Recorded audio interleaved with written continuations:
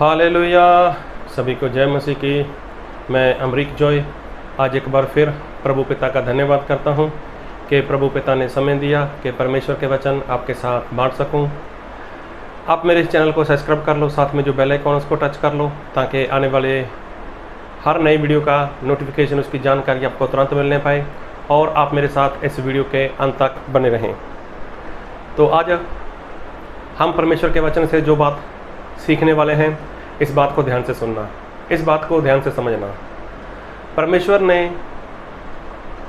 एक बात कही, परमेश्वर मतलब प्रभु यीशु ने, प्रभु यीशु ने जो बात कही, आज मैं उसके ऊपर आपका ध्यान देना लेकर जाना चाहता हूँ। और आज जो मैं बात करने वाला हूँ, ये बात बहुत कड़वी है। और बात कड़वी मतलब मैं बाइबल से ही वचन पढ़ूंगा, तो फिर हम इसकी चर्चा करते हैं कि परमेश्वर क्या कहना चाहते हैं। और मैं वचन पढ़ूंगा आपके लिए मत्ती रचित सुसमाचार उसका 24 अध्याय और उसके 19 वचन। उन दिनों में जो गर्भवती और दूध पिलाती होंगी उनके लिए हाय हाय। फिर वचन पढ़ूंगा मत्ती 24 अध्याय उसका 19 वचन। उन दिनों में जो गर्भवती और दूध पिलाती होंगी उनके लिए हाय हाय। अभी देखो यहाँ पर बात लिखी है जो प्रभु यीशु ने बोले कि उन दिनों, किन दिनों की बात। अगर आप मत्ती 24 अध्याय 1 से पढ़ोगे ना तो आपको पता चल जाएगा कि प्रभु यीशु किस समय की बात कर रहे हैं, जो संसार का अंत होने वाला है और प्रभु यीशु के आने का जो समय है वो पास में है। तो प्रभु यीशु ने ये सारी बात तब बोले, उन दिनों जो गर्भवती होंगी और जो दूध पिलाती होंगी उन पर हाय हाय। तो दूध पिलाना मतलब क्या? अगर उन दिनों में किसी स्त्री को बच्चा हो गया और बच्चे को दूध पिला रही है तो क्या उसके ऊपर अफसोस, क्या उसके ऊपर हाय? कौन से दूध की बात परमेश्वर कर रहे हैं? कौन से दूध की बात प्रभु यीशु कर रहे हैं? क्या अगर एक माँ उन दिनों में होगी, उसके पास बच्चा होगा 6-8 महीने का, 10 महीने का, 1 साल का, या जो भी उसके पास बच्चा होगा, तो क्या उन दिनों में उस बच्चे को माँ दूध नहीं पिला सकती? अगर वो माँ अपने दूध पीने वाले बच्चे को दूध पिलाती है तो क्या उसके ऊपर अफसोस रहेगा? क्या उसके ऊपर हाय हाय होगा? जो प्रभु यीशु ने बोला है, आपने बाइबल से वचन पढ़ा है, सुना है, आप इसके बारे में क्या मानते हो? अगर आपका इसके बारे में कुछ मानना है तो आप मुझे कमेंट में ज़रूर बताना कि अभी आज तक आप क्या मानते थे। लेकिन आज परमेश्वर अपने वचन से हमें क्या सिखाने वाले हैं, तो बात को बहुत ध्यान से सुनना। इस संसार में जितने भी लोग हैं, सभी लोगों का जन्म वो पाप में हुआ है। पाप में जन्म लिया सभी लोगों ने, माँ के पेट से ही पापी हैं, ऐसा बाइबल में लिखा है। और प्रभु यीशु ने जब वो संसार में थे, एक बार निकोदेमुस नाम का इंसान प्रभु यीशु के पास आया और उसने प्रभु यीशु की आकर आराधना की, प्रभु यीशु के बारे में अच्छा अच्छा बोला। लेकिन प्रभु यीशु ने उस इंसान को बोला कि यदि कोई माँ नए सिरे से पैदा नहीं होगा वो परमेश्वर के राज्य को देख नहीं सकता। जो जल और आत्मा से पैदा नहीं होता वो परमेश्वर के राज्य में जा नहीं सकता। अभी देखो, उसने प्रभु यीशु की बात की, महिमा की, उसकी तारीफ़ की, लेकिन प्रभु यीशु ने बोला कि जो कोई इंसान नए सिरे से पैदा नहीं होता वो परमेश्वर के राज्य को देख नहीं सकता। तो नया जन्म क्या, आप अच्छे से जानते हो, मैं नए जन्म की बात कर रहा हूँ। नया जन्म मतलब जब इंसान परमेश्वर के वचन को सुनता है और वचन सुनने से उसको विश्वास आता है और विश्वास करने के बाद वो पश्चाताप करता है। पश्चाताप करने के बाद तुरंत वो अपने गुनाह की, अपने पाप की माफ़ी के लिए प्रभु यीशु के नाम में, मतलब पिता, पुत्र, पवित्र आत्मा के नाम से बपतिस्मा लेता है। और जब उसको पवित्र आत्मा, जब वो बपतिस्मा लेता है तब उसके पापों की क्षमा होती है और उसको प्रभु यीशु पवित्र आत्मा देते हैं। देखो, पहले सच्चा विश्वास, पश्चाताप, बपतिस्मा और पापों की क्षमा और पवित्र आत्मा। तो जब ये इंसान करता है तो उसका क्या हो गया? नया जन्म हो गया, नया जन्म। तो वो मसीह में क्या हो गया? उसने नया जन्म ले लिया जब वो बपतिस्मा लेता है। अभी देखो, चाहे वो इंसान 25 साल का है, चाहे वो 30 साल का है, चाहे वो 40 साल का है, चाहे माँ के पेट से पैदा हुए उसको 60 साल हो गए, लेकिन जब तक इंसान विश्वास कर कर बपतिस्मा नहीं लेता तब तक उसका नया जन्म नहीं हुआ। और नया जन्म के बारे में हम बाइबल से और वचन पढ़ेंगे, और मैं वचन पढ़ूंगा आपके लिए पहला पतरस उसका 2 अध्याय और उसके 1 वचन से।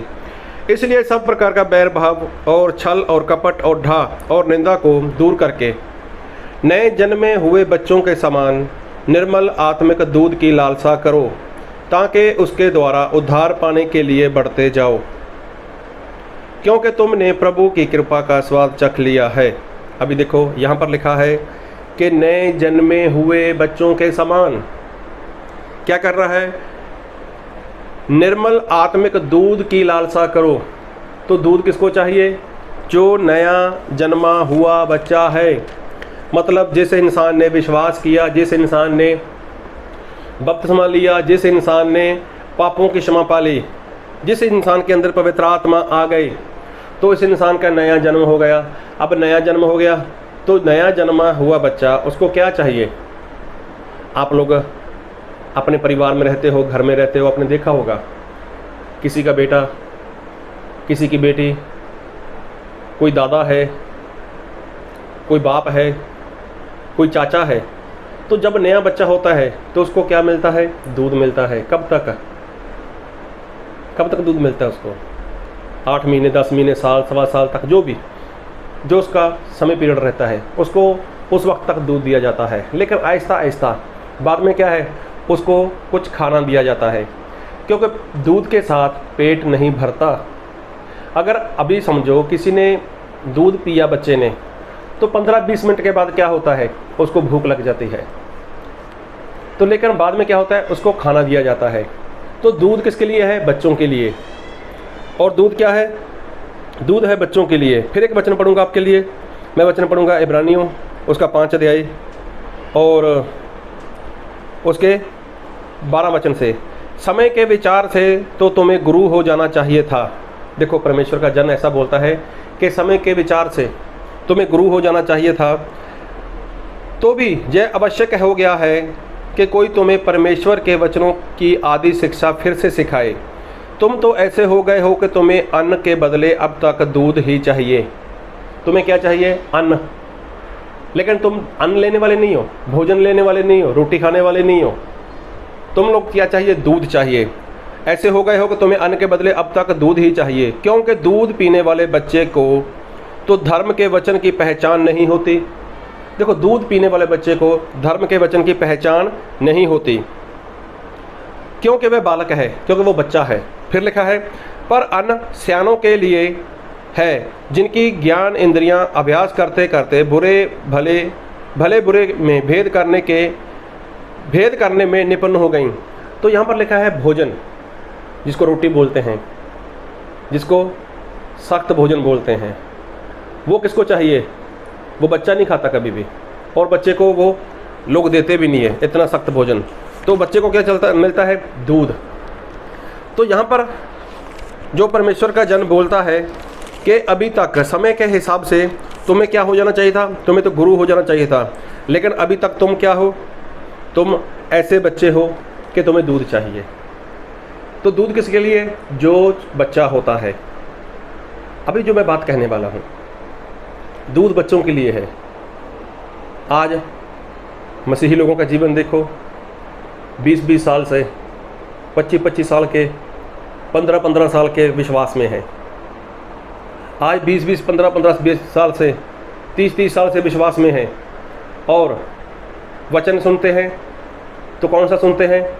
वो दूध वाला वचन। कौन सा वचन चाहिए? परमेश्वर चमत्कार कैसे करते हैं जी, परमेश्वर आशीष कैसे देंगे जी, परमेश्वर बच्चों की पढ़ाई लिखाई में कैसे बढ़ोतरी करेंगे, हमें ज़मीन और चाहिए, हमें प्लाट चाहिए, हमें एक गाड़ी और चाहिए, हमें मोटरसाइकिल चाहिए, हमारा बैंक बैलेंस बढ़ जाए, हमें घर चाहिए, अच्छी सी जॉब चाहिए, अभी कारोबार में भी थोड़ी बढ़ोतरी हो जाए, ऐसा है वैसा है। ये सारी बातें क्या है? शुरुआत की बातें हैं। शुरुआत की बात क्या है? मेरे सर के ऊपर हाथ रख के प्रार्थना करिए, परमेश्वर मुझे चंगा करे।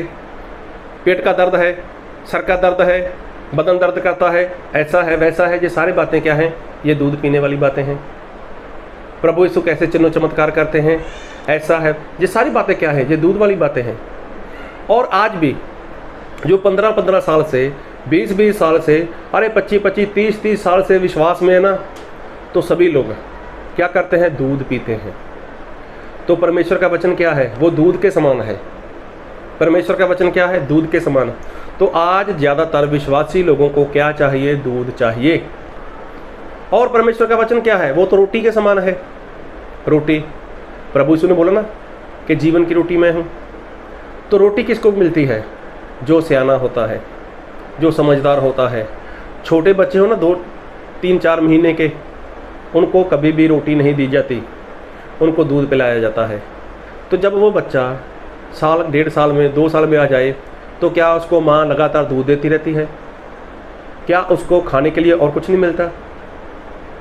क्या उसको भोजन नहीं दिया जाता? अभी सोचो, जिसका 5, 7, 8 साल का बच्चा हो गया हो, अगर वो हर बार दूध पिए तो कितनी शर्म वाली बात रहती है बच्चे के लिए भी और माँ बाप के लिए भी। देखने वाले क्या बोलते हैं? अरे इतना बड़ा हो गया, 8 साल का हो गया, 10 साल का हो गया, 11 साल का हो गया, 9 साल का है, अभी तक ये बच्चा दूध पी रहा है, अभी तक बच्चा दूध पी रहा है। तो कितनी शर्म वाली बात होती है। लेकिन मैं बात कर रहा हूँ आत्मिक जीवन की। आत्मिक जीवन में आज बहुत से विश्वासी लोग ऐसे हैं, बरसों हो गए मसीह में चलते हुए, बरसों से उन लोगों ने विश्वास किया, आज भी उनको ये दूध पीने वाली ही बातें चाहिए। उनको अगर कुछ ऐसा वचन दिया जाए जिसमें आज्ञाकारी हो, जिसमें कुछ ऐसी बात हो कि पाप करोगे तो मरोगे, अगर परमेश्वर के वचन बहुत गहरे हैं, अगर किसी को कोई वचन ऐसा सिखाया जाए तो वो इंसान डर जाता है। ये कैसा वचन? आज तक हमने सुना ही नहीं। अरे सुनोगे कैसे? अभी तक आप लोग दूध पीते हो, अभी दूध पी रहे हो। तो अगर आप दूध पी रहे हो तो गलती किसकी? आपकी गलती। हाँ, आपकी गलती तो है ही। अरे जब आपके घर में बच्चे होते हैं, जब आपके बच्चे शरीर में थोड़ा बढ़ते हैं, साल के हिसाब से उनकी बढ़ोतरी होती है, तब क्या आप अपने बच्चे के ऊपर ध्यान नहीं देते? जब वो शरीर में नहीं बढ़ पा रहा, जब वो खाना नहीं खा पा रहा, जब उसको हजम नहीं आ रहा, तो क्या आप ध्यान नहीं देते? देते हो ना। अरे अपने आस पड़ोस में पूछते हो, डॉक्टर की सहायता लेते हो, किसी अच्छे से इंसान के साथ बात करते हो, अरे मेरा बच्चा सिर्फ दूध पीता है, खाता क्यों नहीं? क्या पेट में कोई प्रॉब्लम है? क्या इसको बदहजमी है? वगैरह वगैरह जो भी। तो फिर क्या करते हो? आप अच्छे से किसी वैद्य के पास, किसी हकीम के पास, किसी डॉक्टर के पास जाते हो और उसके चेकअप करवाते हो, और जो भी उसकी प्रॉब्लम रहती है तो वो उसकी प्रॉब्लम किसी भी की सहायता से वो दूर हो जाती है। लेकिन आत्मा के जीवन में आप लोग कब से दूध पिए जा रहे हो? कब से दूध पिए जा रहे हो? तो जब आप दूध पीते हो तो मेरे प्रभु यीशु क्या दुखी नहीं होते होंगे? अरे 15 साल से आज तक आशीष चाहिए, आज तक चंगाई चाहिए, आज तक आपको ये बरकत चाहिए, ऐसा है वैसा है ये है, आज तक यही प्रार्थना करते हो, मेरा पेट दर्द, मेरा ये दर्द, मेरा वो दर्द, मेरा ये चाहिए वो चाहिए। अरे ये सारी दूध पीने वाली बातें हैं। तो प्रभु यीशु जब ये बातें देखते हैं, जब आपकी प्रार्थना सुनते हैं, तो क्या दुखी नहीं होते होंगे? दुखी होते हैं। मेरे प्रभु यीशु आपसे, आपके जीवन से वो दुखी होते हैं। लेकिन जो वचन पढ़ा हमने कि मत्ती उसका 24 अध्याय उसके 19 वचन में, उन दिनों में जो गर्भवती और दूध पिलाती होंगी उनके लिए हाय हाय। तो यहाँ पर लिखा है दूध पिलाती है, उनके ऊपर हाय हाय, अफसोस है उनके ऊपर जो दूध पिलाती हैं। तो दूध पिलाने वाली कौन? दूध पिलाने वाली माँ नहीं, दूध पिलाने वाला सेवक, एक पास्टर। पास्टर के ऊपर अफसोस, पास्टर के ऊपर हाय हाय। अरे पास्टर, अरे सेवक, आप एक परिवार के ऊपर 10-12 साल से, 15 साल से, 20 साल से, 25 साल से मेहनत किए जा रहे हो और आज भी आप उन लोगों को दूध ही पिलाए जा रहे हो। मतलब ऐसे ही वचन दिए जा रहे हो, ऐसे ही वचन दिए जा रहे हो। अरे प्रभु यीशु आपका वीज़ा लगवा देंगे, प्रभु यीशु मसीह आपको चंगाई दे देंगे, प्रभु यीशु मसीह आपके जीवन से ये बीमारी दूर कर देंगे, प्रभु यीशु मसीह आपको प्लॉट दे देंगे, प्रभु यीशु मसीह आपके लिए ये करेंगे, ये वो फलाना ढिमका वगैरह वगैरह। तो ये सारी बातें क्या हैं? ये दूध है, ये शुरुआत की बातें हैं। और आज आपके पास जो विश्वासी लोग इतने समय से आ रहे हैं, उनको क्या पिला रहे हो आप? सिर्फ और सिर्फ दूध। और जो दूध पिलाने वाले हैं ना, उनके लिए प्रभु यीशु ने बोला है हाय हाय, अफसोस है। क्यों? ये उन दिनों की बात है कि जब इस संसार का अंत होने वाला है और प्रभु यीशु के आने के समय वो बहुत पास में है। तो क्या आज पूरे संसार में ये बात हो नहीं रही? क्या आज ऐसा प्रचार नहीं है कि परमेश्वर आपको वीज़ा लगवा देंगे, आपको फॉरेनर ले जाएंगे, परमेश्वर आपको गाड़ी देने वाले हैं, बंगला देने वाले हैं, परमेश्वर ये करने वाले? अरे वो बातें तो हैं, लेकिन आप क्या कर रहे हो और कितने समय से कर रहे हो? कभी सोचा आपने? अरे ये तो शुरुआत की बातें थीं। शुरुआत में ऐसा था, किसी की बीमारी थी, प्रभु यीशु के नाम से बीमारी दूर होती थी, आज भी होती है। और ये काम तो करना है, बीमार लोगों को चंगा करना है। लेकिन आप क्या कर रहे हो सेवक? आप क्या कर रहे हो पास्टर? आप इतने वर्षों से विश्वास में हो, आपके पास तजुर्बा है, 25, 30 साल, 40 साल आप सेवा में हो, तो क्या सिखा रहे हो आप? ये दूध पिलाना? अगर आपका टारगेट ही यही है, लोगों को चंगाई दिलाना, लोगों का पासपोर्ट बनवाकर वीज़ा लगवाकर बाहर भेजना, लोगों को प्लाट दिलाना, अच्छा सा बैलेंस हो जाएगा, लोगों की चंगाई, अगर यही आपका टारगेट है तो समझो आप लोगों को दूध पिला रहे हो। और प्रभु यीशु ने ऐसा बोला कि उन दिनों में जो गर्भवती होगी और जो दूध पिलाती होगी, उसके ऊपर हाय हाय, उनके ऊपर अफसोस। तो मेरे भाई लोगों, सेवक लोगों, प्रभु के दास लोगों, पास्टर लोगों, आपने मसीह में बहुत मेहनत की, 15 साल से, 20 साल से, 25 साल से, 30 साल से, 40 साल से आपने मेहनत की। लेकिन अगर अभी तक आप लोग इसी बात के ऊपर अटके हुए हो, तो ये आप दूध पिला रहे हो। दूध किसके लिए? जिसने नया जन्म पाया है। उसके बाद उसको सिखाओ ना, उसको खाना खिलाना सिखाओ, उसको रोटी खाना सिखलाओ, उसको मांस मछली खाना सिखलाओ। मांस मछली वो वाली मांस मछली नहीं बाजार से खरीद कर। ये परमेश्वर का वचन ऐसा ही है। ये परमेश्वर का वचन है जो ना, ये भोजन है, ये रोटी है। दूध के साथ पेट नहीं भरेगा, लेकिन रोटी इंसान खा लेना तो उसको 6-7 घंटे तक भूख नहीं लगती। दूध पिए ना बच्चा, उसको 15-20 मिनट में फिर भूख लग जाती है। तो आप क्या काम कर रहे हो?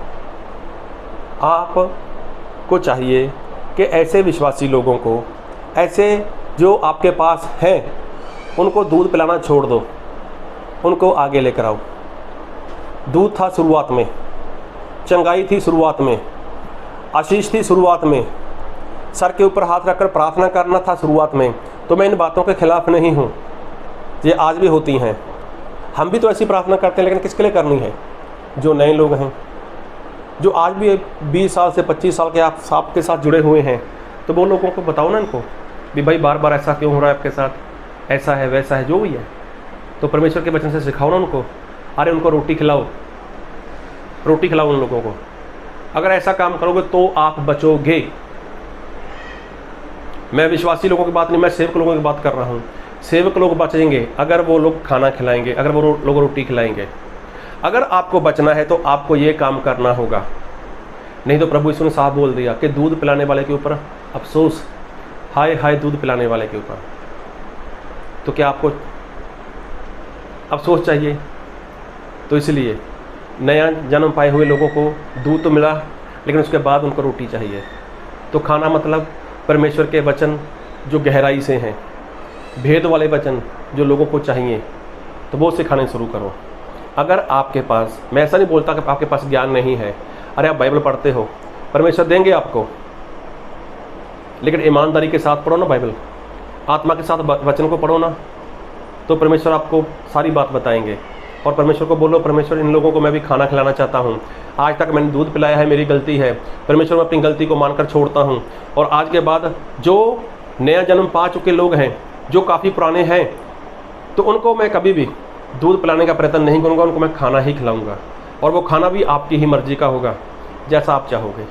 तो इसलिए जब ये काम आप करोगे तब आप बच पाओगे, वरना लोगों को चंगाई दे दो, लोगों को आशीष दिला दो, लोगों को बाहर भेज दो, वीज़ा लगवा दो, उनको गाड़ी दिला दो, उनको बाइक दिला दो, उनका बैंक बैलेंस बढ़ा दो, तो इन बातों से आप नहीं बचोगे, आप फंस जाओगे और बुरे फंसोगे।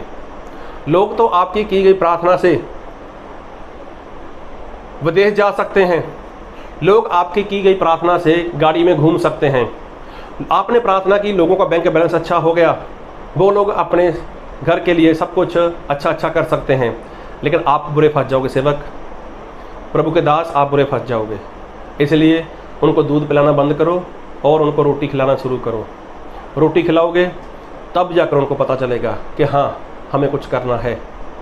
रोटी खाएंगे तब उनके शरीर में बल आएगा, तब वो प्रभु का काम कर पाएंगे, नहीं तो वरना अकेला दूध पीने से उनका कुछ नहीं होने वाला।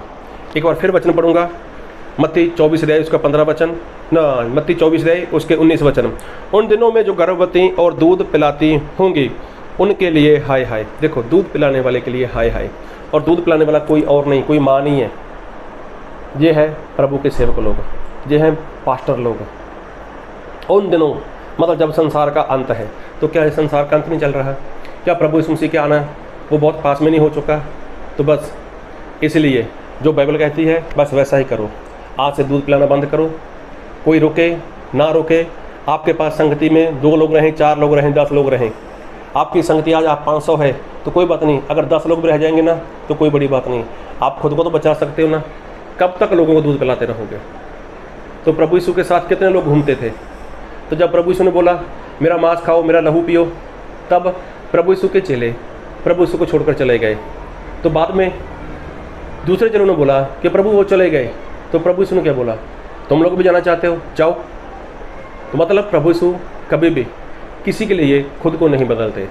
तो आप भी ये काम छोड़ दो। ऐसा मत सोचना कि कोई इंसान चर्च छोड़कर चला जाएगा, कोई इंसान मुझे छोड़कर चला जाएगा। अरे जिसको जाना है तो उसको जाने दो, कम से कम खुद को तो बचा लो। बस आत्मा के साथ, सच्चाई के साथ परमेश्वर के वचन को बांटो और खुद भी आत्मिक रोटी खाओ और लोगों को भी आत्मिक रोटी खिलाओ। अगर आपको चाहिए कि कोई आपकी मंडली में आकर, प्रभु के सेवक आकर आपके साथ मिलकर काम करें, तो बहुत से प्रभु के सेवक लोग हैं जो आपके साथ मिलकर आपकी कलीसिया में काम कर सकते हैं और आपकी कलीसिया में परमेश्वर के वचन को ईमानदारी के साथ बांट सकते हैं। तो कोई बात नहीं, आप प्रार्थना करो प्रभु के आगे, तो प्रभु आपकी सहायता करेंगे, आपकी मंडली भी बढ़ेगी और आप प्रभु के राज्य के वारिस हो सकते हो। नहीं तो अफसोस है, हाय हाय है ऐसे लोगों के ऊपर जो दूध पिलाते हैं। तो मैं यही परमेश्वर के आगे प्रार्थना करता हूँ, जो लोग ये वचन सुन रहे हैं, तो अगर वो सेवक हैं, अगर वो पास्टर हैं, तो प्रभु इन सभी को ऐसे सामर्थ्य दो, ऐसा बल दो कि ये लोग भी बस आज से दूध पिलाना बंद कर कर ऐसे लोगों को, जिन लोगों ने नया जन्म पाया है, उनको आत्मिक रोटी खिला सकें, और जैसा आप चाहते हो वैसा ही उनको आपके राज्य के लिए तैयार कर सकें, वैसा ही खाना उनको दे सकें। तो प्रभु आप सभी को बहुत की आशीष दे। आमीन।